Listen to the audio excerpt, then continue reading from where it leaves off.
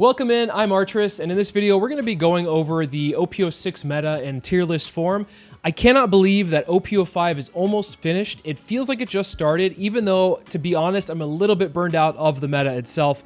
I think I'll be taking a little bit of a break before the end of this set. However, 06 is coming out at the time of this recording in about a month, and so I figured it'd be a good time to take a look ahead and see where the meta will be for those new leaders and where the old leaders will end up being at in the competitive list overall. So as a reminder, if you're unfamiliar with how I do my tier list rankings, I have 5 different rankings. There's S, A, B, C, and F. And S is meta defining, so decks that I think will be the go-to decks for a lot of people in the meta. Those decks will constantly be in the top tables and probably win more often than not at big events. I think A tier is event toppers. These will be probably a decent chunk of the overall play, maybe like 20 to 25%, and a few of these will probably continuously do well in big tournaments. B are the competitive decks that have a smaller slice of the pie chart, probably around like 5 to 10%, and probably will get close to winning, if not win maybe 1 or 2 events in a scope of a meta.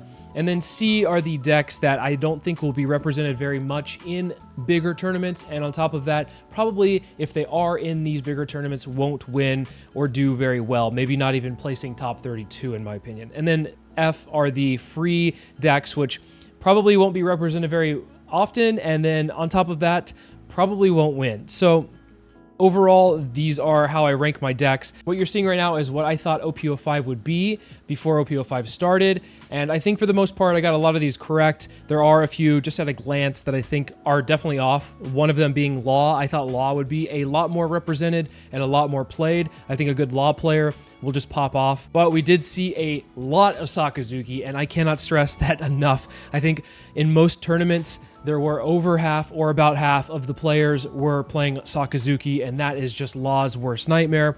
So it makes sense why Law wasn't one of those decks that really did well. Even though I thought it might, I feel like there are some people that are very stuck on playing Law, and those that have played Law since set 1 will just do immaculately with it. And I think a few people did, but overall we saw way more Sakazuki. So that's why I think Law is definitely not in an S tier at the end of the OP05 meta. And then of course, I don't think Doflamingo was an event topping deck. I thought that it had enough support to make it a very competitive, almost event topping deck. That's why I put it at the tail end of A, but I don't think we saw it represented that much at all. And I don't think it did anything noteworthy over the past month or two. So those are the ones at a glance that I think would probably be changed. We're going to go through this, though, and we're going to evaluate the individual leaders as quickly as possible and move them around for OP06, and then at the end, we'll put in the new leaders and some of the leaders that I missed on the last end of this tier list. So if you find anything in this video useful or informative, please make sure to drop a like and a sub. It helps out the channel immensely, and I can't thank you enough. And additionally, if you'd like to talk about the One Piece card game outside of the YouTube comments, please make sure to join the Discord. The link is in the description below. So one last thing before we do start the tier list, I want to make sure that you guys are aware that there is a ban list that is hinted at coming around the time of Worlds, which I think is right before OP06 releases. So this whole tier list might just be for naught. We'll see though, and we'll probably have to do another tier list once some of those restrictions or bans are announced. So keep that in mind that this will probably change in the next month, but if most things stay untouched, then I'm going to evaluate and see where everything falls. So with that being said, let's get into the tier list. Off the bat, Sakazuki is going to be the best deck in the format, if not Gecko Moria, but Sakazuki will continue to be in S tier, probably towards the top of the S tier. I don't think there's anything that stops it from being in the S tier other than maybe a ban or a restriction. And it also gets some support both for the Navy and then also some black staples that we'll see with the 8-cost Gecko Moria. I think it just makes the deck extremely resilient. And if you thought it was hard to crack past all of the blockers and the recurring bodies, it's just going to be even harder in OP06. So it stays in S tier. We're moving Law down to the top of the competitive tier. Like I said at the beginning of the video, it's one of those decks that I think if you can pilot it very well, you will do very well, and you'll probably place in top tables. But there's not enough people that are staying on it, and there's so many Sakazukis. There's probably going to be a lot of Gecko Morias. So I think because of that, you're probably not going to see a lot of Laws top. There might be a few though, so I'm going to put it at the top of competitive. I think Katakuri is going to be... I think it's going to be an S tier deck. I think it probably wasn't quite an S tier in the OP05. It probably was the top of A tier at the end of the day, but I think Katakuri is one of those that continues to get good support, just generically good yellow support, and because of it, I'm going to keep it in S tier. It's going to be towards the bottom of S tier though. That being said, it's like still really good. Purple Luffy doesn't really get any support. Unfortunately, if you invested a lot into the purple staples for OP05 for Luffy, I'm sorry to say, but it feels like your money was a little bit wasted in that regard, just because Purple Luffy doesn't get anything really much in the next set for 06, and then there's other decks that kind of just stomp it, like the Yamato, which we'll get to a little bit later once we get there. So yeah, Purple Luffy, I think, probably falls to C tier. I hate to say it, but I think it falls to C tier. Leave it the locals, because if you bring it to a competitive level based off of what's coming into the meta, you're probably going to have a hard time. It still stomps the decks that it stomped on, and of course it still has troubles with Sakazuki, but there are some other decks, foreshadowing Yamato, for instance, that will really cause some problems for that leader. So I'm going to put it at the C, leave it locals. Please don't get mad at me for this. By the way, I will say, this is just my opinion, so if you have like a different opinion, let me know in the comments. Please don't be rude about it though. Like I know that everybody has like their own thing that they want to be in the tier list, like, oh, this should be an A, this should be an S. I understand that. This is just my opinion, so hopefully we can all have a respectful thought process overall with how I go through this. But yeah, I think Luffy is unfortunately at the C tier. So looking at Enel, I think Enel is... It's my favorite deck, and it's the deck I piloted in 05, so there's a little bit of bias here. However, I have to take that bias out and think, how does it do overall against like the S tier decks? It's okay against Sakazuki if you build it a certain way. Katakuri, it feels like Katakuri has like a slight advantage with the 10 cost moms, although if you build Enel with like the 7 cost rush Enel, it's pretty good. I'm going to say it's an event topping. I'm going to keep it where it's at right now. It almost is an S tier. I think I said this in the 05 tier list video, that it probably is bottom of S tier, top of A tier. It can like fluctuate depending on that, but just keep in mind, yellow gets a lot of good support, and this yellow support is generically good, so that also benefits Enel. So I'm going to say that Enel is an A tier deck, potentially S tier. Red Purple Luffy is one of those decks that I think is okay against Sakazuki, but it's going to struggle against some of the decks that we're going to see played very heavily at the start of 06, and because of that, I think we're going to see Red Purple Luffy fall as far as its strength goes. It's just good in general being able to ramp up to like a 9 cost Newgate into the 10 cost Time Walk Luffy. I'm going to put it in the competitive tier. I don't know where it falls in the competitive tier, so we're going to move it down here just for now and move things around as need be. It might be towards the bottom of the competitive tier though, and the reason why I don't think it's an event topping deck per se going into the next set is there's going to be a lot of Yamato, which we'll get into Yamato in a bit. And Yamato, if you just pile on all your Dawn and start swinging at it, it's really hard for a Red Purple Luffy to win that. And I think we're going to see a lot of Yamato at the start of 06. Zoro is a deck that I think will continue to be very strong, but I don't think it has the same strength as it once did. It doesn't get a lot of support. It hasn't gotten a lot of support, in fact, for the past really set or two. Like 06 doesn't really give it much. 05 gave it maybe an event or two. Overall, though, Zoro is still a very strong deck in the right hands. It's kind of like the Law as well, where if you have a good pilot, I think you can do well with it. I think it's in a competitive tier. Like, you probably will see it played at some of these events, especially against like Sakazuki having issues against aggro decks or decks that go like really wide and can establish a board again really fast, like Zoro. So I'm gonna put Zoro in the competitive tier, probably a little bit above Red Purple Luffy. Newgate is a deck that also, I think, will probably stand the test of time for a little while at least. I think it's a very good deck. I don't know how it fares against like decks like Gecko Moria that we'll see. And on top of that, if you're going against decks like, I don't know, Yamato, you're probably going to have a little bit of an issue here. But I want to say it's an event-topping deck. I imagine we'll see some people in NA pilot this deck and probably do decent with it.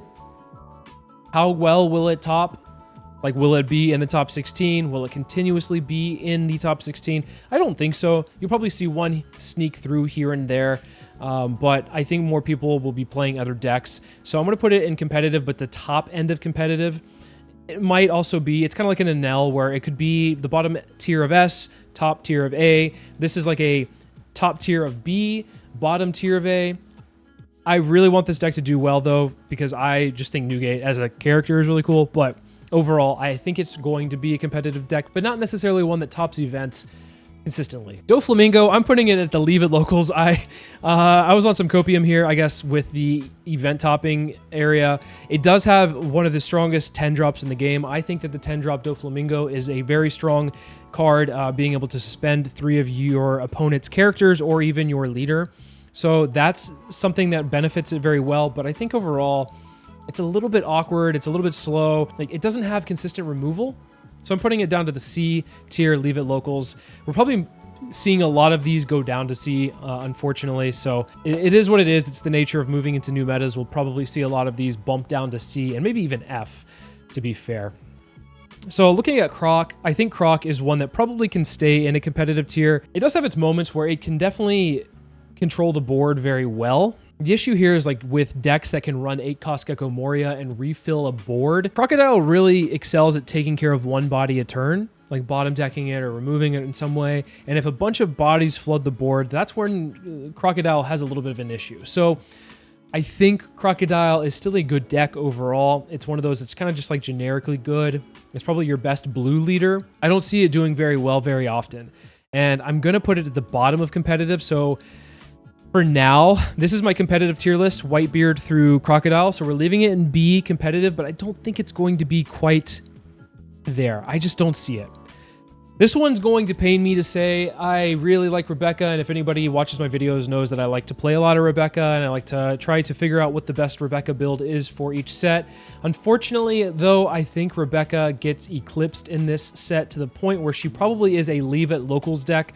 I don't know if I would want to take her to a big event, and I hope people test it out enough and prove me wrong. However, she doesn't really utilize the 8-cost Gecko Moria in the new set as well as some of the other black leaders do.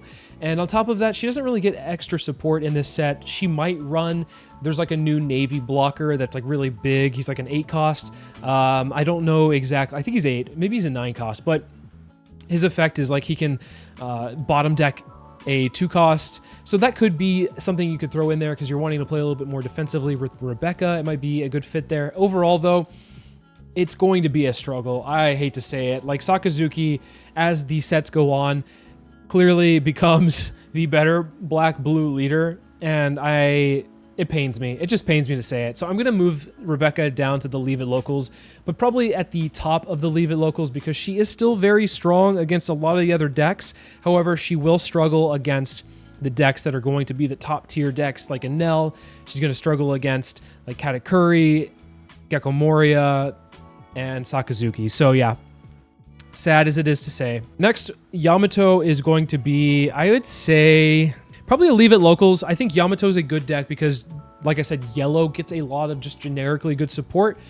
But Yamato never saw much play, and I think because of that, there's not a lot of people that would want to play Yamato over like a deck like Enel. I think Enel is a better yellow leader if you're looking for just like a generically good effect. She's not a deck that I think you're going to see in a top tier like competitive Treasure Cup or like an online regional. So because of that, I think she is going to be one that you could just leave at locals. Queen is going to be a tough one here because I think Queen was competitive last set, but barely competitive last set. And I think that even though yellow does get some good support, it doesn't really benefit Queen's playstyle.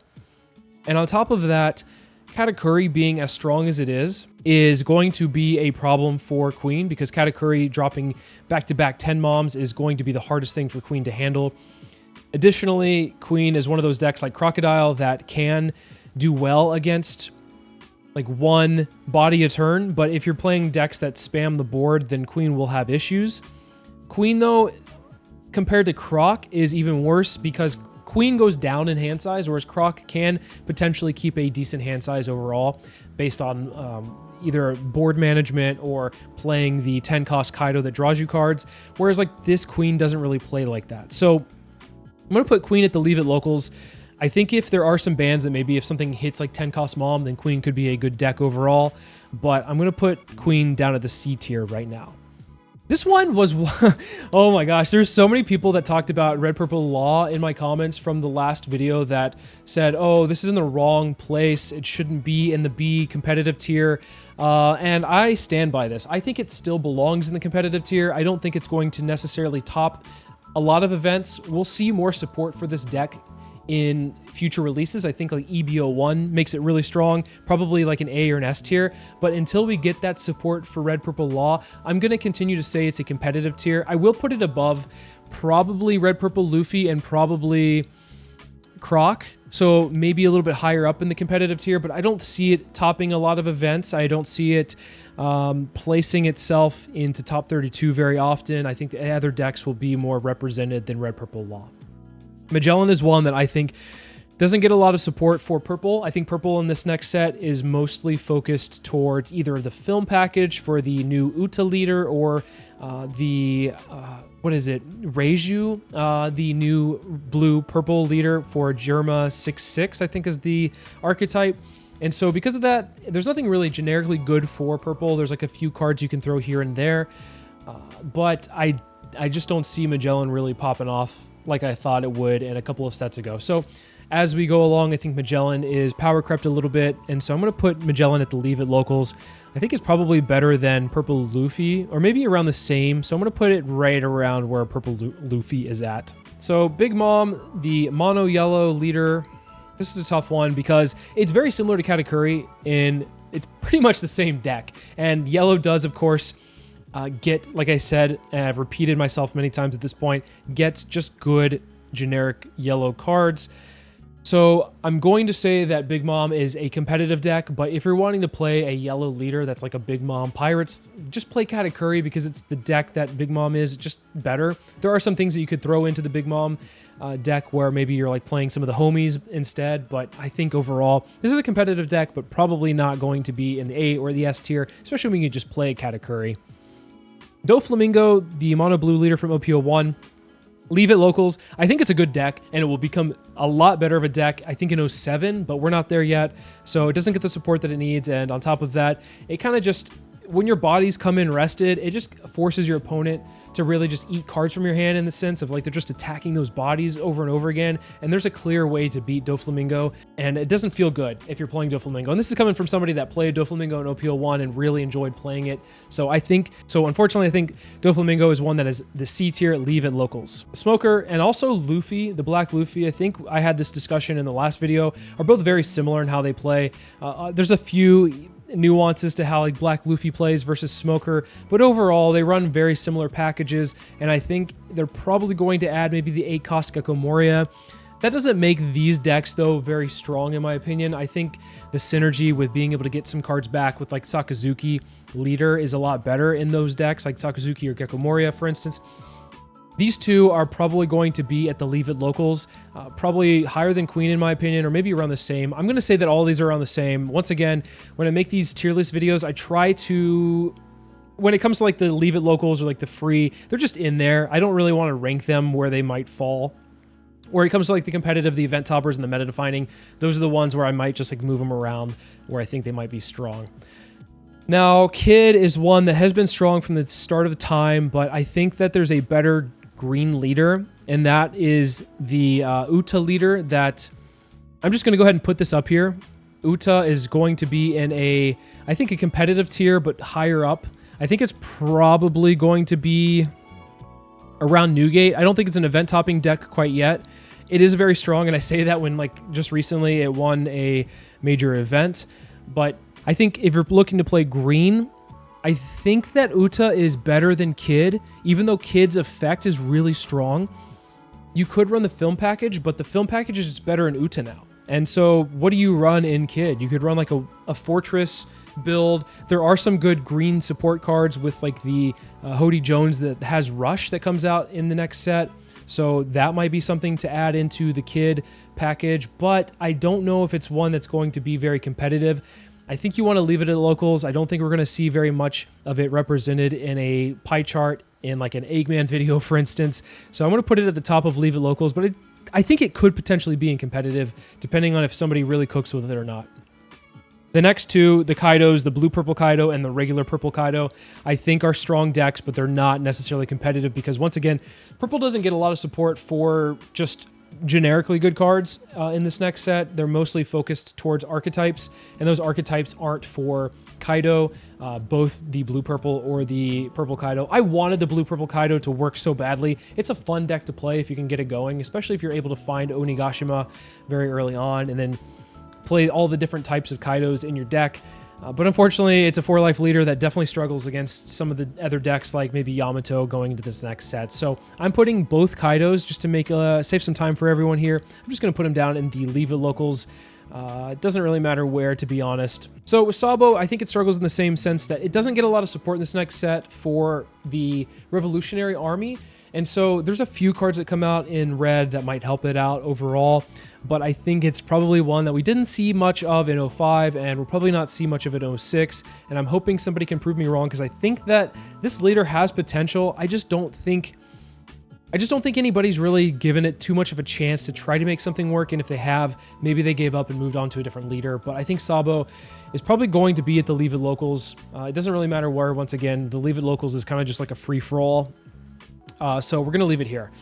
Nami, I think, is actually... I said Crocodile is probably the best blue leader, but I'm going to move it around. I actually think Nami is probably the best blue leader, just like the mono blue leader. It's one of those that it doesn't really... It does the same thing against every leader. It has the same game plan, and it doesn't matter what other decks are in the meta. It kind of can do the same thing no matter what. You're just like playing with yourself, pause, to try to win the game by decking out. So yeah, I think that's the best blue leader. I don't know if it's better than Big Mom or Crocodile. It's just kind of in that same vein. I think it's a competitive deck. We'll probably see it do decent in the next set. It'll hang out. It'll still be there. It doesn't do anything different. Nothing changes for it. And because of that, I think we'll still see it somewhere along the line as a competitive deck. So we went over all of these here. Looks like the ones we haven't touched on would be Bello Betty. I think Bello Betty's kind of the same as Sabo, where it could be good. It just struggles against a lot of the other decks that are higher up in the tier list that you're going to come across in these bigger tournaments. So because of that, I'm going to leave it here. Rosinante is a deck that I really wanted to do well in this past set. It doesn't really pop off like I thought it would. It has a really interesting engine where it's like kind of a control deck, very annoying in the sense that you can't really KO its units, and you kind of waste your early game trying to get rid of its little searchers. And then on top of that, once you get to the late game, they're dropping like 8-cost Kid into 10-cost Doflamingo, and then bottom decking your stuff with Red Rock. So yeah, it's a strong deck, but I just don't see it going the whole 9 rounds and finishing like X1, unfortunately. It's just a deck that doesn't really... Like green and blue, those color combinations, and at 4 life has never really done well, and I don't know why, but hopefully that can change going forward, but I don't think it changes in 06. So we'll leave it here. King, I think King is in a similar boat as Kaido. I don't think it's a bad deck per se. Purple in general is good, but I don't think it's going to be a deck that will do as well as any of the competitive or A or S tier decks. Red, purple, Kid is one that we never saw. Like, nobody ever played it, and it's a very interesting deck that had some potential. I think you can probably cook with it, but I don't really see any support coming for it in the next set. I'm actually just gonna move it. Do I move it down? Nah, let's just leave it there. I think it's okay. You could probably win some games at locals, but overall, probably not gonna do much.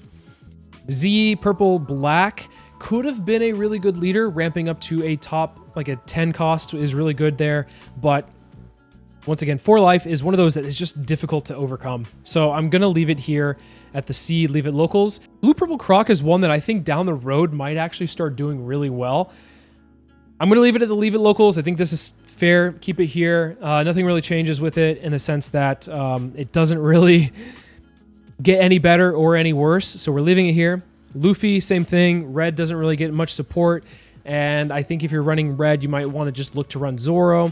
Ace is one of those that I want to do well, and I played it for a little while, and it feels like a fun deck, but I don't know if it's going to be a great deck to take to a big tournament. It does well Don't get me wrong, it does well against some of these decks like Sakazuki and Newgate and even like Uta, but if you're going against like a Enel, for instance, or if you're going against a Katakuri, it's gonna be a tough deck to pilot against those. I'm gonna move it towards the top of C, leave it locals. I don't think it's quite competitive yet, and the more that I think about it, I might actually move Croc down here because I don't think it's going to be one in a competitive tier. I keep looking at Croc and I'm like, why is this in the B tier? It's not going to do as well as I think it will, actually. So I'm taking that one back. We're moving Croc down, but we're moving Ace up. Not that it matters in this C tier overall. Garp, we'll keep it here. Actually, we're going to move it down. I don't think it really does that well. There are some builds that kind of take advantage of the new support, but I don't think that it's going to be one that you even want to take to locals. Purple Yellow Croc is one that I think actually can do well going forward in some upcoming sets. The yellow support is good for it. There's no purple support once again, but we're going to put it at the top of C, leave it locals. It, I think, has some potential, but we just haven't seen it do well yet.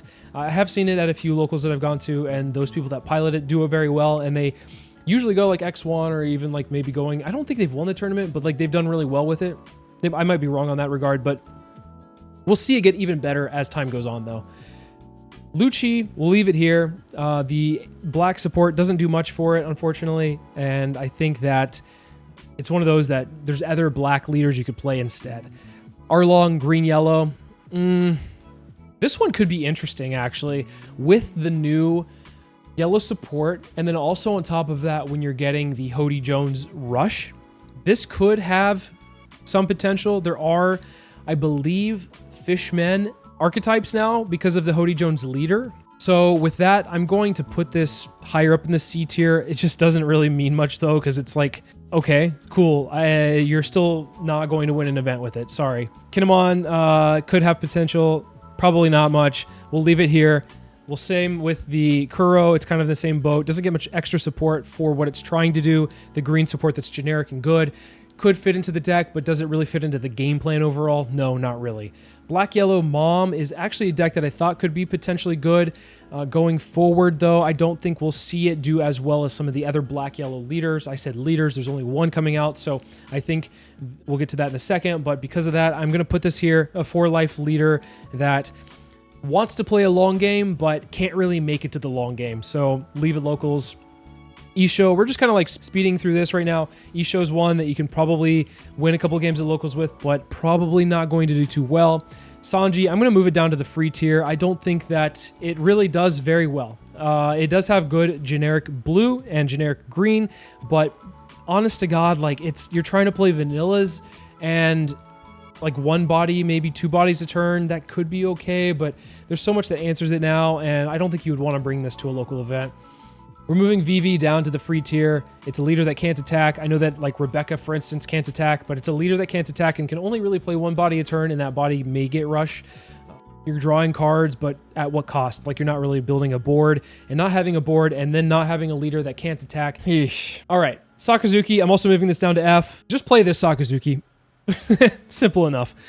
Purple Shanks might actually be okay with some extra film support coming into the purple lineup. So we're going to leave it at the locals, but probably not very hopeful that it'll do good at locals. This is also, Odin is one that I think is going to be I want to say it's F tier. There's going to be a better Odin leader coming out in future set. Because of that, there's like some foresight there. So I'm going to say, no, it's not that great, and don't play it. And then I am not going to disrespect the iceberg mains out there. I'm going to leave it at the locals. We're not moving into F tier. Purple is just okay. You know, purple has its place in some meta, and I think even though that this leader can't attack, it does cheat out bodies for a very cheap cost, and I think that is always some value, of course, but will it win an event? Probably not. It might do some damage at locals, though. Of course, looking at the other ones that are in F tier, there's nothing in here that really bumps the Ivankov, the red-green Luffy, and the Uta up at all. So I think these are safe to keep here. And just a note that this red-green Luffy will actually be better in future sets, but right now, going into 06, based off of what we've seen for the 06 meta, there's nothing. There's nothing there for it. So on to the leaders that are new for 06. We're going to start off with Blue Luffy, which is not a new leader. I just didn't include it in my last video. It's very similar to Croc in how it plays, so I'm going to move it at the Leave It Locals. Next, we're going to move Uta, which is a red-purple leader that says, when attacking, you may trash one film type card from your hand and then give an opponent's character minus 2,000 power, and then on top of that, take a Dawn and add it from your Dawn deck and rest it. I think the effect is fine. It feels bad trashing cards for effects though, and I don't think it really has an identity overall. There are some decent red and purple film cards that you could add into it, but it's one of those decks that, what are you supposed to be doing with it? Are you like minusing your opponent's characters to clear the board? Are you trying to ramp up? Obviously you're trying to do both, but what exactly is its strength here?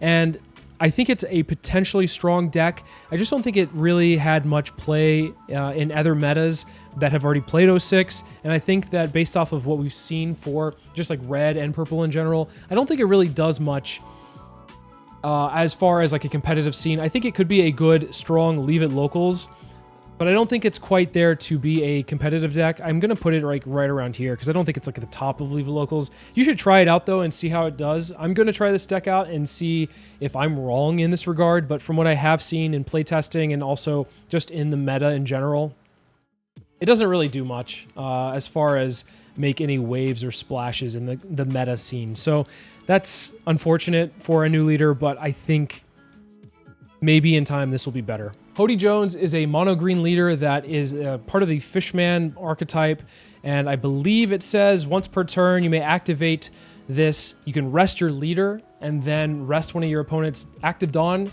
cards or a character with a cost of 3 or less. Then you cannot add cards from your life to your hand through effects, which it just seems weird. It just seems odd. Like, what's the effect for? Like, what's this going to be used for efficiently? I don't really know. There are some cards in the green Fishman archetype that I just talked about that come out and say, oh, you have to take cards from your life, and maybe you can use that effect, but you're not attacking with your leader. Sure, you're able to draw cards if you want with those effects from the other cards. I just don't see this card being good. I don't know why this leader just feels bad. Maybe I'm wrong here, but I don't think I'm wrong. I actually think I'm pretty right on this one. I think that this leader just feels weird. Like, why would you play it? I don't know. What am I missing? What am I missing on this leader? I'm going to put it at the Leave It Locals tier, C tier. I just don't see it being very good. Next up, we have Perona, and Perona is a leader that's green and black and says, once per turn, you may choose one of the following. Either rest one of your opponent's characters with a cost of 4, or you can give one of your opponent's characters -1 cost. The options between the two make it already a better Isho green-black. And on top of that, like basically any blocker that is thrown down for the most part is going to be rested, so you can bypass that. You can use the effect -1 in tandem with some other the black cards that have good removal. I think there's a lot of potential with this leader. I think it will be an event-topping deck. I think we'll probably see it do very well overall. Green and black historically has not really had a good color combination. I think the only one that I just mentioned was like Isho, and it kind of felt like a weird deck overall. Like, what are you supposed to be doing with it?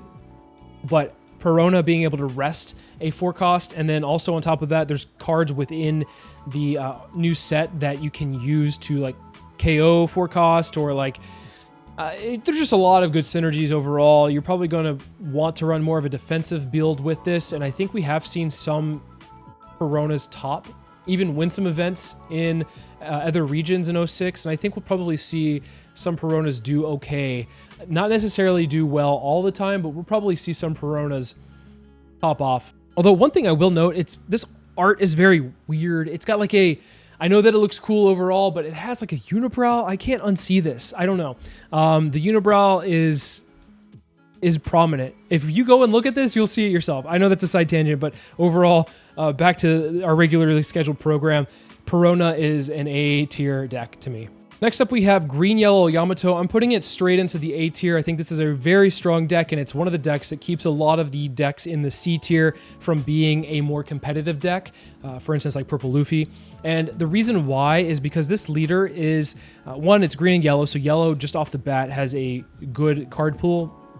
but it is a double attack leader, the first that we've seen of this kind. A double attack leader that once per turn activate main. If your opponent has 3 or less life cards, you may put 2 Rested Dawn to another character on the board on your side. So basically, this is, I feel like power creep as in its finest, really. It's one of those that you have a double attack. There's a card that comes out in yellow with, I think it's Onami is the card, and it gives your leader or character banish. So then you play that with this leader and you're like double attack banish on a leader.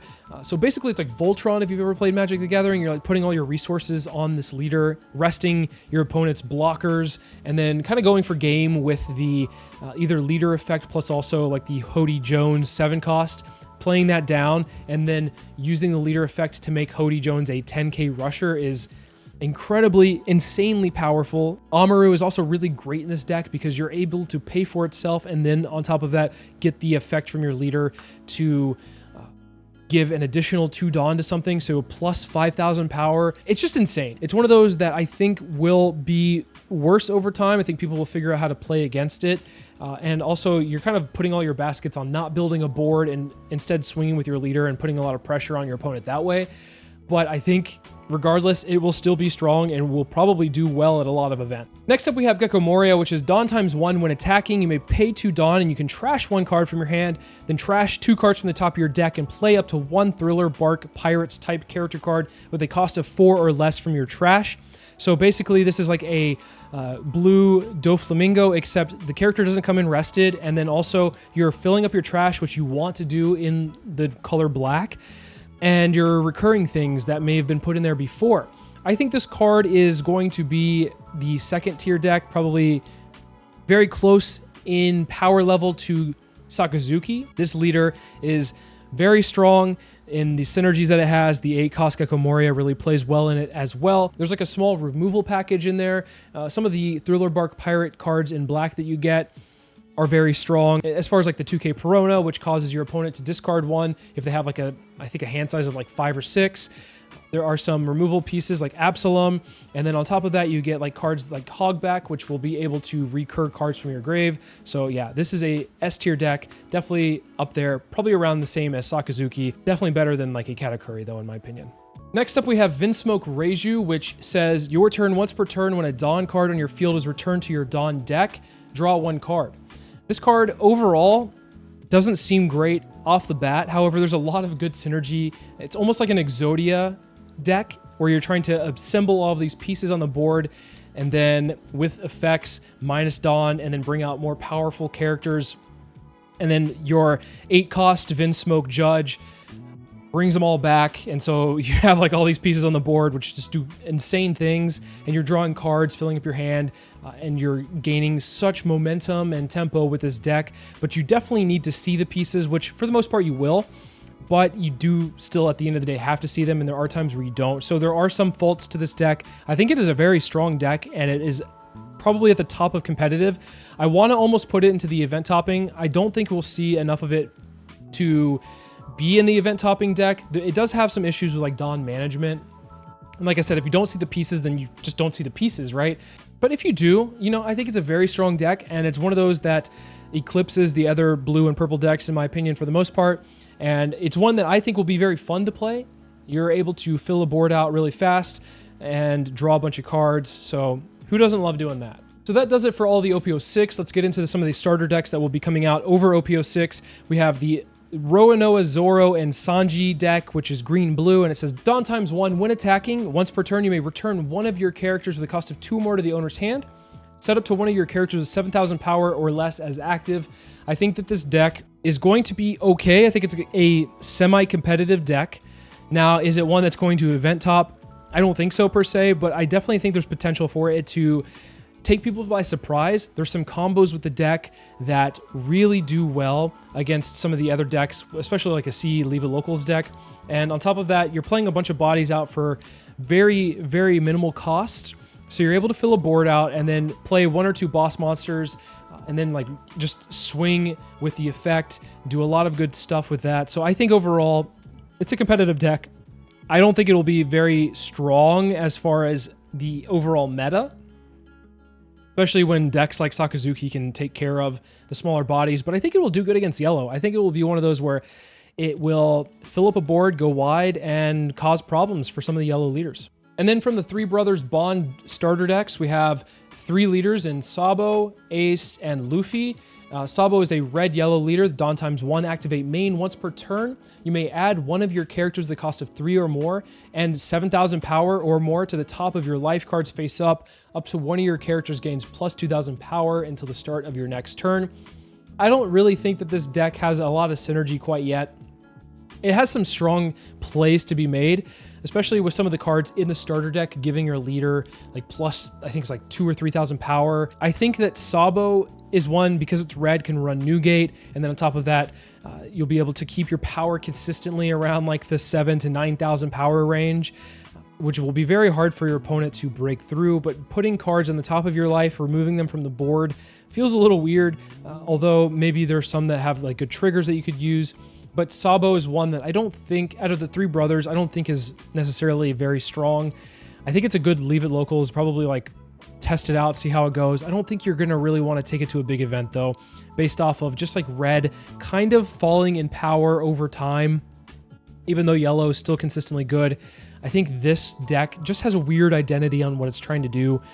And so yeah, I don't think I want to take it to a big event. Next, we have Ace, which is a blue-yellow leader that says Dawn ×2, activate main once per turn. Look at 5 cards from the top of your deck and add up to 1 character card with a cost of 5 to the top of your life cards face up. Then place the rest at the bottom of your deck in any order. And at the end of your turn, trash all your face-up life cards. Now, there are some workarounds with this leader that you can not have to trash all your face-up life cards. You can either like turn them down or like rip them from life and then play them based off of some of the cards and support in the starter decks. So there, it doesn't seem all bad, even though that last clause definitely seems a little odd. I'd say that this leader is strong. I would say that this is probably a potential competitive deck based off of the amount of bodies it can play on the board from its life and consistently heal itself or bring bodies out that you might not expect, like a rush Ace, for instance. So I'm going to put this at the bottom of competitive. This is why I'm unsure if it's competitive. I want to leave it here just because I think it has potential, more so than like the Sabo deck. And then finally, we have the black-yellow Monkey D. Luffy. Your face-up life cards are placed at the bottom of your deck instead of being added to your hand according to the rules.